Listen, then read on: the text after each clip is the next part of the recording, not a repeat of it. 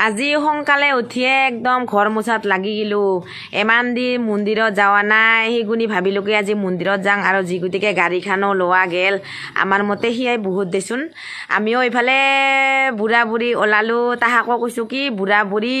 তললেগি যাওঁ তলতে লগালগি হং যাওঁ বুলি কেনে ক'লো যি গতিকে ওচৰতে মন্দিৰটো ইমান দূৰলৈকে যাবা নালগে তাৰ চাৱা পকা গিলাখানক লৈ যাৱা নাই বাৰু অকল সৰু মইনাৰ বাহিৰা ইমান পানী পৰি আছে চিৰি গিলাখান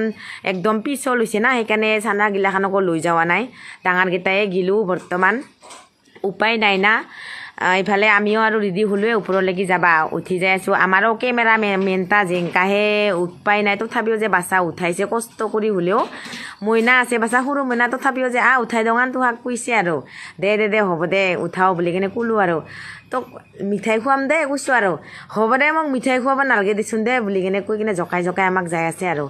ইফালে আমিও ওপৰৰ পৰা চাকি তাকি জ্বলাই দৰ্শন হৈ আহিলোঁ ইফালে বামুণক মাতি আনছোঁ বামুণিয়ে কৈ আছে কি পইচা দি যা মিঠাই খাবা ভাইটিয়ে জকাই আছে আৰু গুগল পে' কৰি দিম দে কৈ আছে কি হ'ব ঘৰত আহিয়ে ইফালে আইতাহঁতো আহিল আৰু ভণ্টিও লাগি গেল আঞ্জা বনোৱাত একেবাৰে